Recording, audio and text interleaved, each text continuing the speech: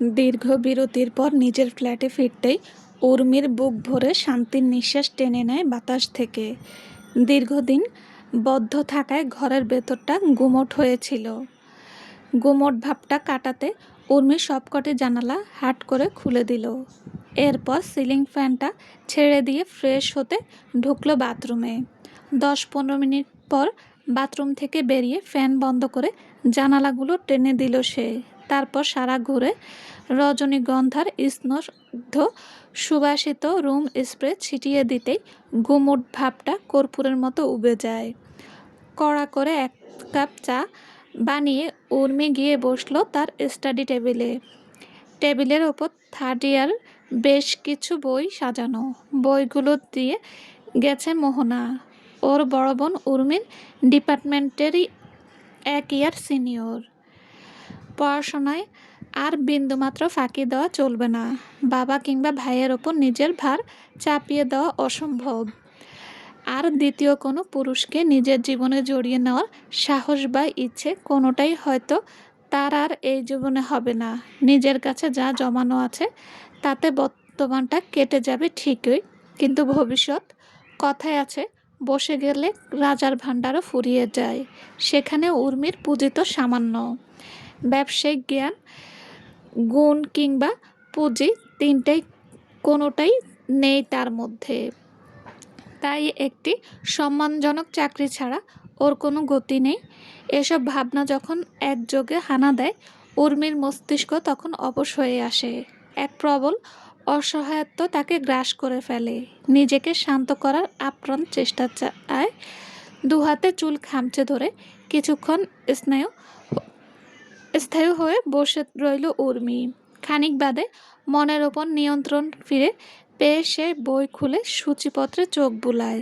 তখনই শুভ্র ধবধবে পৃষ্ঠাগুলোর ওপর টপ টপ করে ঝরতে শুরু করলো অবাধ্য অশ্রুবিন্দু। তৃষ্ণার্ত শুকনো কাগজগুলো কোনো দ্বিধা ছাড়াই শুষে নিতে লাগলো উর্মির চোখের তপ্ত নোনা জল। রনির হাতে কাছে থাকা জিনিসগুলো একের পর এক আক্রোশে ছুঁড়ে ফেলছে। জমেলা ভয়ে জড়সড় হয়ে ঘরের এক কোণায় সে দিয়ে আছে। এই মুহূর্তে রনিকে তার কাছে এক উন্মুক্ত হিংস্র পশু ছাড়া আর কিছুই মনে হচ্ছে না। ভাঙচুর করতে করতে ঘরের অর্ধেক আসবাবপত্র ইতিমধ্যে ধ্বংসস্তূপে পরিণত হয়েছে। রাগের মাথায় রনি ড্রেসিং টেবিলটা উল্টে ফেলে সজোরে এক লাথি কষালো। সেগুন কাঠের ভারী টেবিলটা ধাক্কায় কিছুটা সরে গেল ঠিকই, কিন্তু সেই সাথে রনির পাটাও ভেঙে যাওয়ার উপক্রম হলো।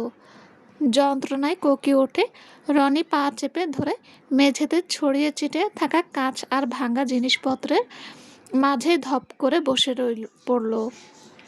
ওর স্বাভাবিক জ্ঞান পুরোপুরি লোপ পেয়েছে। রাগের মাথায় রগগুলো ছিঁড়ে যাওয়ার জোগাড়। এতদিনের অর্জিত মান সম্মান তো উর্মির সাথেই বিদায় নিয়েছিল ওর জীবন থেকে।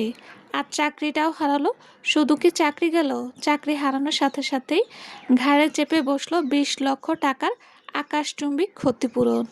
এমনিতেই উর্মির দেনমোহরের 7 লক্ষ টাকা পরিশোধের পর বিগত কয়েক মাসের কোর্ট কাচারি আর আইনি লড়াইয়ের কারণে রনির ঋণের বোঝা আকাশ ছুঁয়েছিল। তার ওপর এখন এই নতুন বিপদ যেন মরার ওপর খাড়া ঘা হয়ে চেপে বসল। রনির এখানে বিন্দুমাত্র দোষ ছিল না। যা কিছু ঘটেছে সব অফিসারের ঊর্ধ্বতন কর্মকর্তাদের নির্দেশে। অথচ এখন সবাই মিলে দোষটা রনির ঘাড়ে চাপিয়ে দিয়ে নিজেরা সাধু সন্ন্যাসী সেজে বসেছে।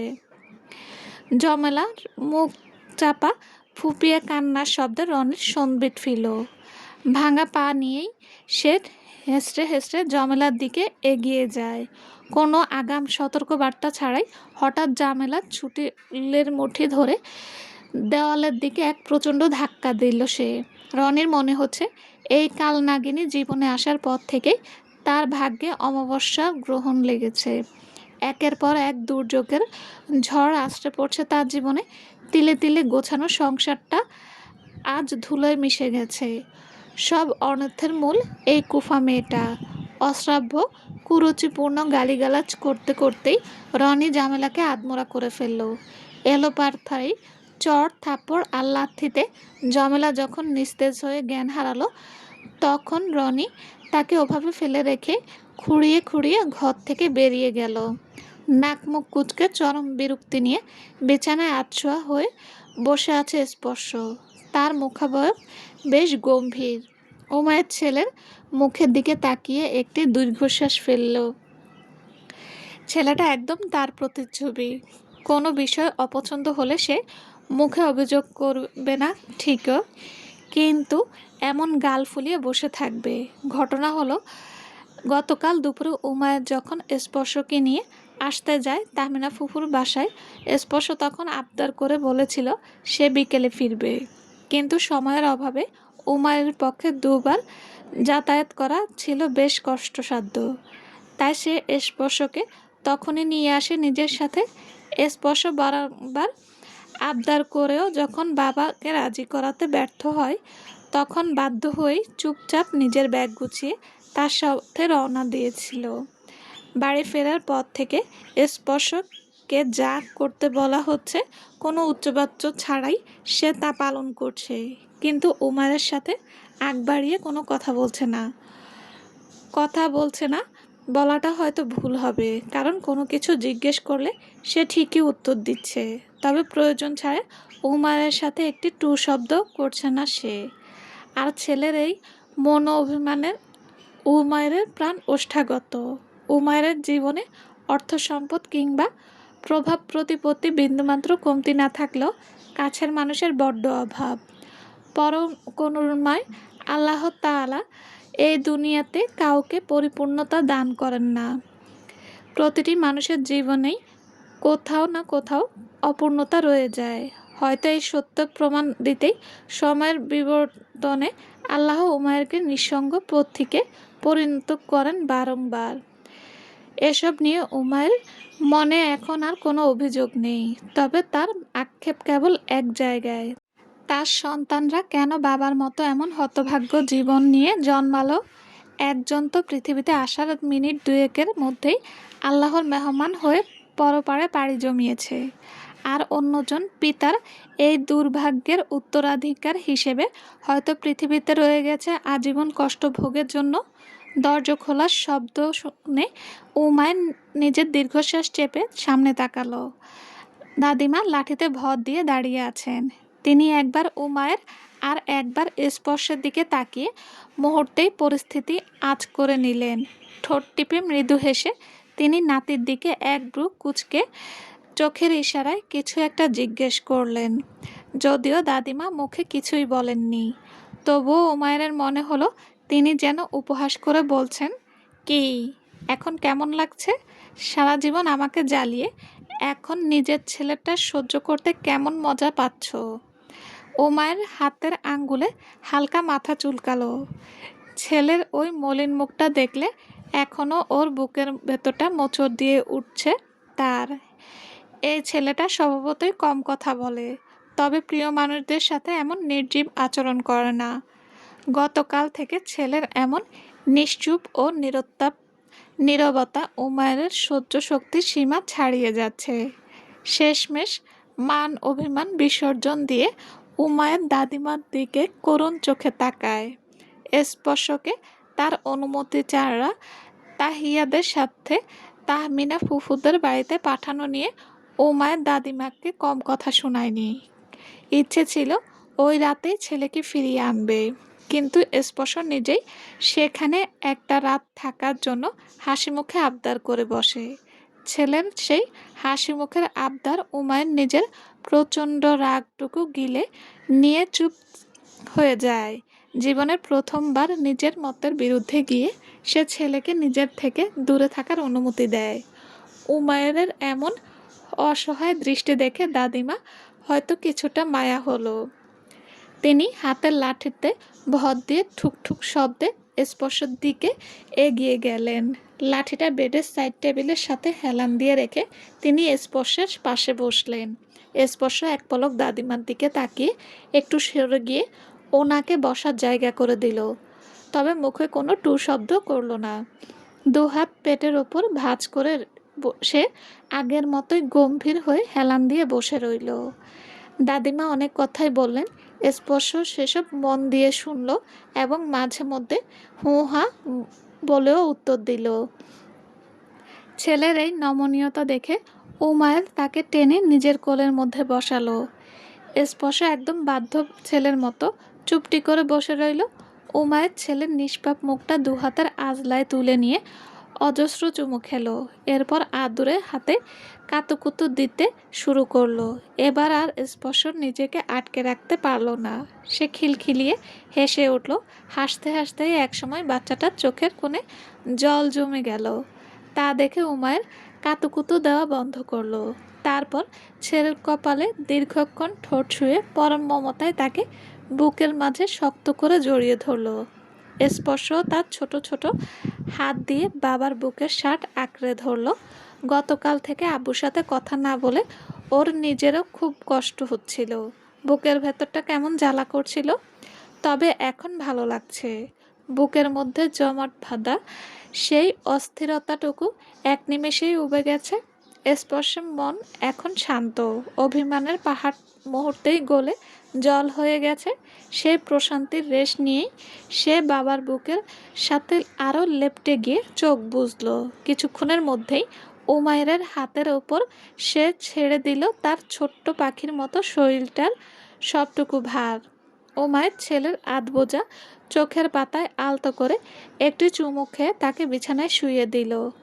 অন্ধকারাচ্ছন্ন খোলা আকাশের নিচে ঘাসের ওপর বসে আছে তাসরিফ। তাদের বাড়ি থেকে ৫-৭ মিনিটের হাঁটা আর দূরত্বে বিশাল এক উন্মুক্ত মাঠ। ভোর থেকে গোধূলি অবধি এই প্রান্তর মানুষ অবাধ আনাগোনার মুখর থাকে। শিশুদের খেলাধুলা থেকে শুরু করে বয়স্কদের প্রাতঃভ্রমণ, এলাকার মানুষের দৈনন্দিন যাপনের এক অবিচ্ছেদ্য অংশ এই খোলা জায়গাটি। এখন রাত প্রায় 10:30। হাড় কাঁপানো শীতের রাত হওয়ায় জনমানুষের আনাগোনা এখন বেশ কম। তবে এই কনকনে ঠান্ডাতেও একদল যুবক খোলা মাঠে মেতে উঠেছে ব্যাডমিন্টন খেলায়। ডিসেম্বরের এই হাড় কাঁপানো শীতে সবাই যখন গরম পোশাকে নিজেকে মুড়িয়ে রেখেছে, তারা তখন স্রেফ পাতলা একটি টি-শার্ট গায়ে চাপিয়ে দিব্যি খেলে যাচ্ছে। কারো কারো কপাল বেয়ে গড়িয়ে পড়ছে ঘামের সরু ধারা। তাসরিফ নিজেও এতক্ষণ খেলছিল। প্রচণ্ড তৃষ্ণা পাওয়ার নিজের র্যাকেটটা এক বন্ধুর দিকে ছুড়ে দিয়ে পানির বোতল হাতে একপাশে সরে এলো সে। আকস্মিক প্যান্টের পকেটে থাকা ফোনটা ভাইব্রেট করে ওঠায় এক হাতে পান করতে করতেই অন্য হাত দিয়ে ফোনটা বের করলো তাসরিফ। তাহিয়া ওর বিয়ের কিছু ভিডিও পাঠিয়েছে।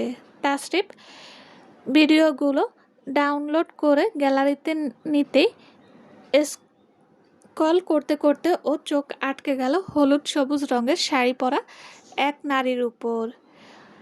ঠিক কত সেকেন্ড পার হলো নাকি সেকেন্ড মিনিটের ঘর পেরিয়ে ঘন্টায় গিয়ে ঠেকল, সে খেয়াল তাসরিফের নেই। ওর সমস্ত ধ্যান জ্ঞান এখন ফোনের স্ক্রিনে জ্বলজ্বল করতে থাকা এই মানবীকে ঘিরে।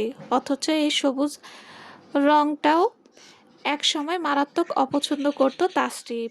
লাল, হলুদ আর সবুজ এই তিনটি রং ছোটবেলা থেকেই ছিল ওর অপছন্দের তালিকার শীর্ষে। অথচ এই মুহূর্তে সবুজ রংটাও ওর কাছে পৃথিবীর সবচেয়ে সুন্দর রং মনে হচ্ছে। ঠিক যেমনটা হয়েছিল সেই হলুদ শাড়ি পরিহিতা তরুণীকে দেখে। আজ যার কারণে হলুদ রংটি চিরস্থায়ীভাবে অপছন্দের খাতা থেকে নাম কাটিয়ে পছন্দের তালিকায় ঠাঁই করে নিয়েছিল। তাসরিফের দৃঢ় বিশ্বাস, এই নারীকে একবার লাল শাড়িতে দেখলে লাল রংটাও ওর পছন্দের শীর্ষে চলে আসবে। ফোনের স্ক্রিনে মায়াকানন এর সবুজ ঘাসের গালিচায় লনে সবুজ শাড়ি পরা এক নারীর ছবি জ্বলজ্বল করছে। সে উদাস নয়নে তাকিয়ে আছে অজানার পানে। ছবিটা তাসরিফ চুপি চুপি তুলেছিল। কারো অনুমতি ছাড়া ছবি তোলা অন্যায় জেনেও তাসরিফ সেই অপরাধটুকু করেছিল। আজ থেকে 4 বছর আগেও যদি সে এত ন্যায় অন্যায়ের বলি না শুনে উর্মিকে বুঝিয়ে বিয়েটা করে নিত, তবে এই নারী আজ ওর ঘর আলোকিত করে থাকতো। সেবার যে ভুল করেছে তার পুনরাবৃত্তি তাসরিফ আর হতে দেবে না। ভাগ্য যখন পুরনায় সহায় হয়েছে তখন জীবনের প্রথম ভালো লাগা, ভালোবাসা আর প্রথম অনুভূতিকে সে আর কিছুতেই হাতছাড়া হতে দেবে না, কোনো মূল্যেই না। সময় তার নিজস্ব গতিতেই চলছে। সময়ের সাথে তাল মিলিয়ে চলছে উর্মির জীবনের ঘটনা প্রবাহ। ফজরের পরপরই উঠে সালাত আদায় করা, তারপর রান্নাবান্না শেষ করে সকালের খাবার খেয়ে ওর বাসা থেকে 1 কিলোমিটার দূরে টিউশন করাতে যাওয়া, পরপর 2টি টিউশনি করিয়ে নিজের ক্লাস ও প্রাইভেট শেষ করে ঘরে ফিরতে ফিরতে প্রায় দুপুর 3টা 4টা বেজে যায়। আজ রাস্তায় জ্যাম থাকায় বাড়ি ফিরতে আরও বেশি দেরি হয়ে গেছে। উর্মি যখন চাবি দিয়ে দরজা খুলে ভেতরে প্রবেশ করে আশেপাশের মসজিদ থেকে, তখন আসরের আজানের সুমধুর ধ্বনি ভেসে আসছে। জানুয়ারি মাস শেষের দিকে, শীতের প্রকোপ আগের থেকে বেশ খানিকটা কমে এসেছে। এজন্য বিকেলে গোসল করার সময় কিছুটা শীত অনুভূত হলেও হাত পা জমে যাওয়ার মতো অবস্থা আর হয় না। উর্মি গরম পানি দিয়ে বেশ সময় নিয়ে গোসল সারল। সারা দিনের ক্লান্তি অর্ধেকটা কমে গেল এই গোসলের সাথেই। বাকি ক্লান্তিটুকু থেকে নিস্তার পেতে উর্মি 1 কাপ আদা চা বানিয়ে ব্যালকনিতে গিয়ে দাঁড়ায়। নিজের পছন্দের চায়ের কাপে চুমুক দিতে দিতে সামনের দিকে তাকায় সে। সামনের 3তলা বিল্ডিংয়ের ছাদে কিছু বাচ্চা খেলা করছে। অন্য পাশে একটা কিশোরী মেয়ে ছাদের পাটাতনে মাদুর বিছিয়ে কোলে একটা বই নিয়ে বসে আছে। কিশোরীর চোখের দৃষ্টি আর মনোযোগ দুটোই বইয়ের পাতায় নিবদ্ধ। পাশে একটা কফির কাপ রাখা, যেটাতে সে একটু পর পর ছোট ছোট চুমুক দিচ্ছে। উর্মির মনটা কেন জানি হঠাৎ করেই ভালো হয়ে গেল। সারাদিনের ক্লান্তি কর্পূরের মতো উবে গিয়ে মনের আকাশ রামধনুর 7 রঙে সজ্জিত হলো। ওর খুব ইচ্ছে হলো এমন আয়োজন করে নিজের পছন্দের কোনো একটা বই পড়ার। আজ বুধবার। উর্মি মনে মনে ঠিক করে রাখলো কাল বাদে পরশু সে নিজেও ছাদে গিয়ে এভাবে বই পড়বে। এই আসন্ন শুক্রবারে বিকালটা সে তোলা রাখলো নিজের ছোট্ট কিন্তু সুন্দর এক সুখের ইচ্ছে পূরণ করার জন্য। আকস্মিক এক বাচ্চার কান্নার শব্দে উর্মির ধ্যান ভাঙল। সামনের ছাদে তাকিয়ে দেখল সে কিশোরী মেয়েটিও বিরক্ত চোখে বাচ্চাটার দিকে তাকিয়ে আছে। চোখে মুখে বিরক্তির রেশ নিয়েই সে অতি সন্তর্পণে বইটা এক পাশে রেখে এগিয়ে গেল বাচ্চাটার দিকে। সম্ভবত খেলার সময় অন্য কোনো বাচ্চার ধাক্কা খেয়ে ও পড়ে গেছে। তবে বাচ্চাটার কণ্ঠস্বর মাশাআল্লাহ, যেন মাইক ফেল। উর্মি বেশ দূরে থাকলেও মনে হচ্ছে বাচ্চাটা একদম ওর কানের কাছে দাঁড়িয়ে চিৎকার করে কান্না করছে। ফোনের রিংটং শুনে উর্মি ব্যালকনি থেকে নিজের ঘরে ফিরে আসে। ফোনের ডিসপ্লেতে ভাসমান ব্যক্তির নাম দেখে ওর মনটা আরও বেশি ভালো হয়ে যায়। ঠোঁটের কোণে ফুটে ওঠে অকৃত্রিম হাসি। আজ সারাদিন প্রচুর হ্যাপা পোহাতে হলেও বিকেলটা মারাত্মক সুন্দর। এক অদ্ভুত ভালো লাগে ছেয়ে যায় উর্মির মন মস্তিষ্ক। চায়ের কাপটা স্টাডি টেবিলে রেখে ফোন নিয়ে আয়েশ করে খাটের উপর বসলো ও। তবে ততক্ষণে কলটির সংযোগ বিচ্ছিন্ন হয়ে গেছে। তাতে অবশ্য উর্মির খুশিতে বিন্দুমাত্র ভাটা পড়ল না। সে নিজেই ভিডিও কল দিল অপর পাশের ব্যক্তিকে। অপর প্রান্তের ব্যক্তি ফোন রিসিভ করতেই উর্মির ফোনের স্ক্রিনে একটি মিষ্টি মেয়ের মুখশ্রী ভেসে উঠল। সেই সাথে কানে ভেসে এলো মিষ্টি রিনরিনে সুরে বলা কিছু কথা। আসসালামু আলাইকুম আপু, কেমন আছো তুমি? ওয়ালাইকুম সালাম, আলহামদুলিল্লাহ ভালো। চাঁদ তারা, তুই কেমন আছিস? উর্মির সম্বোধন শুনে স্লান হেসে তারা বলল, আলহামদুলিল্লাহ ভালো। কি করছো তুমি? উর্মি সে কথার জবাব না দিয়ে উল্টো প্রশ্ন করলো, আজ মনে হচ্ছে চাঁদে গ্রহণ লেগেছে, কারণ কি? তোর চোখ মুখ এমন শুকনো লাগছে কেন? উর্মির কথায় হয়তো খানিকটা থতমত খেলো তারা। সে একটু নড়ে চড়ে বসে বলল, কি যে বলো না তুমি আপু, অনেক দিন পর দেখলে তো, তাই হয়তো তোমার এমন মনে হচ্ছে।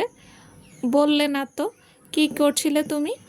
তারার জবাবে সন্তুষ্ট হতে পারল না উর্মি। ওকে দেখে কেন জানি বেশ অসুস্থ মনে হচ্ছে। ঠিক শারীরিক অসুস্থতা নয়, বরং কেমন নির্জীব আর শ্রিয়মান লাগছে। মেয়েটা প্রতিনিয়ত কথায় হাসছে ঠিকই, কিন্তু সেই হাসি উর্মির মন ছুঁতে পারছে না। চোখের দৃষ্টিটাও কেন জানি মৃত মানুষের ন্যায় নিষ্প্রাণ ঠেকছে ওর কাছে। উর্মি আপু, কোথায় হারালে তুমি? তারা চিৎকার করে বলা কথায় ঘোর কাটে উর্মির। ও পুনরায় ফোনের স্ক্রিনে মনোযোগ দেয়। টুকটাক গল্প করতে করতে প্রায় ঘণ্টাখানেক পার হয়ে যায়। মাগরিবের আজান শুনে দুজনেই সংযোগ বিচ্ছিন্ন করে।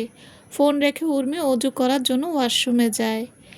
এই মাসের শুরুতেই অ্যাঞ্জেলেস গার্ডেন প্রি স্কুলের নার্সারি ক্লাসে ভর্তি করানো হচ্ছে স্পর্শকে।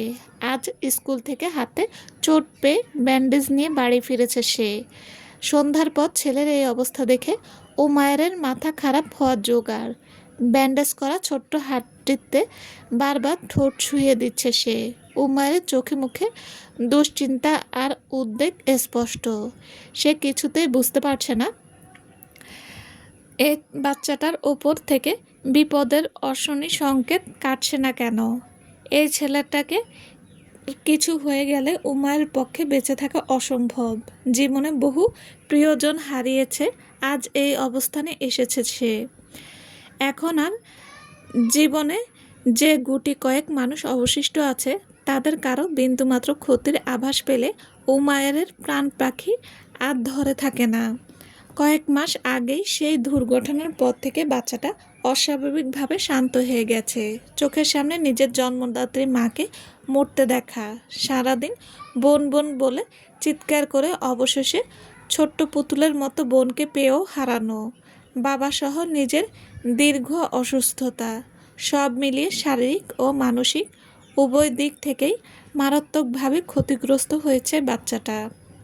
সারাদিন ক্যাঙ্গারুর বাচ্চার মতো মায়ের সাথে লেপ্টে থাকা ছেলেটা আকস্মিক মাকে হারানোর পর এমন শক পাওয়া অস্বাভাবিক নয়, বরং এর চেয়েও কয়েকগুণ বেশি পাগলামি করাই হয়তো প্রত্যাশিত ছিল স্পর্শের কাছে। তবে উমায়েরকে সম্ভবত সেই ভয়াবহ পরিস্থিতির মুখোমুখি আর দাঁড় করাতে চাননি মহান আল্লাহ। রুমের ভেজানো দরজা খুলে ধীর লয়ে এসে দাদিমা বসলেন স্পর্শের পাশে। ঘুমিয়ে গেছে বাচ্চাটা। ঘুমন্ত স্পর্শের মাথায় হাত বুলিয়ে দিয়ে তিনি তাকালেন নিজের নাতির দিকে, যার দৃষ্টি জোড়া স্থির আটকে আছে নিজের ছেলের মুখশ্রীতে। হাসপাতাল থেকে ফিরে পোশাক না পাল্টে ঘণ্টাখানেক ধরে অসুস্থ ছেলের পাশে বসে আছে উমায়ের। ফ্রেশ হয়ে কিছু খেয়ে এসো, আমি আছি স্পর্শের কাছে। স্পর্শের মাথার নিচে বালিশটা ভালো করে টেনে দিয়ে বললেন দাদিমা।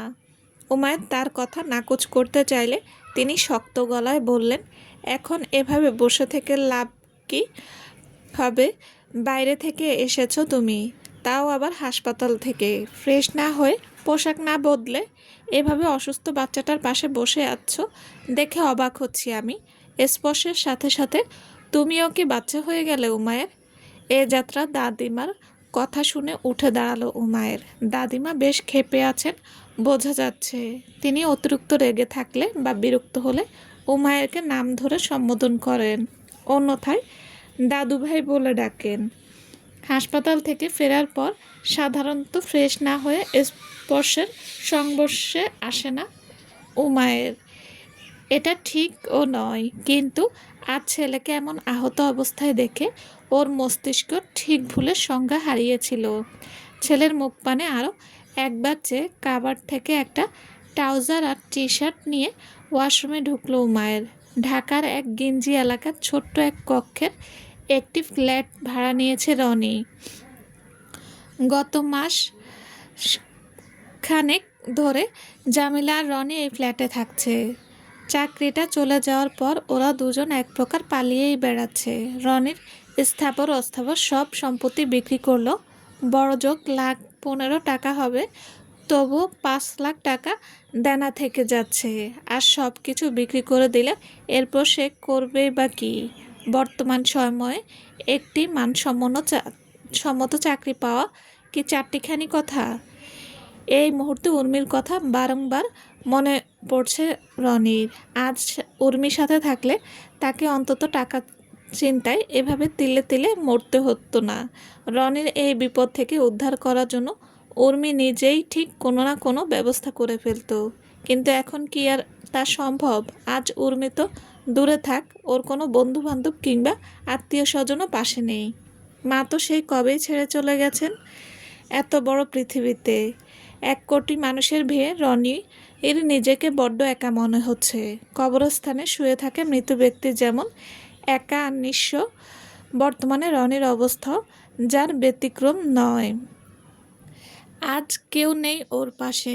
জমেলা শব্দ করে তরকারির গামলাটা রনির সামনে রেখে রাগে গজগজ করতে করতে বাহিরের বাথরুমে চলে গেল। রাগে আর ক্ষোভে ওর এখন দু চোখ ফেটে কান্না আসছে। কি ভেবেছিল সে, আর এখন কি হচ্ছে?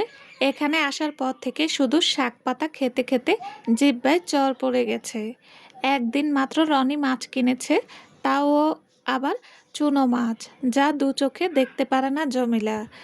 একে তো নিজে খায় না, তার ওপর সেই মাছ একা হাতে কেটে কুটে লাইনে দাঁড়িয়ে থেকে রান্না করতে হয়েছে ওকে। এখানে রান্নাঘর থেকে শুরু করে বাথরুম সব কিছু লাইন ধরে ব্যবহার করতে হয়। কি যে জ্বালা, তা বলে বোঝানোর মতো নয়। আগের দিনগুলো কতই না চমৎকার ছিল, থাকা খাওয়া কিংবা পোশাক আশাক। গত কয়েক বছরে কোনো কিছুর অভাব বুঝতে পারেনি ও। যখন যা মন চেয়েছে তাই খেয়েছে, যা ইচ্ছে করেছে তাই পেয়েছে। আর এখন চোরের মতো পালিয়ে পালিয়ে বেড়াতে হচ্ছে, থাকতে হচ্ছে এই দমবন্ধকর ঘিঞ্জি বস্তি এলাকায়। এতগুলো মানুষ, অথচ একটা মাত্র রান্নাঘর আর একটা বাথরুম ভাগাভাগি করে ব্যবহার করতে হয়। উফ, এভাবে চলতে থাকলে নির্ঘাত পাগল হয়ে যাবে জমিলা। চলবে। আসসালামু আলাইকুম। গল্পটা কেমন লেগেছে প্লিজ প্লিজ জানাবেন। আর হ্যাঁ, অবশ্যই লাইক কমেন্ট ও শেয়ার করে দেবেন। আর যারা এখনও আমার চ্যানেলটি সাবস্ক্রাইব করেননি তারা প্লিজ প্লিজ সাবস্ক্রাইব করে পাশে থাকবেন। সবাই ভালো থাকবেন। আল্লাহ হাফেজ।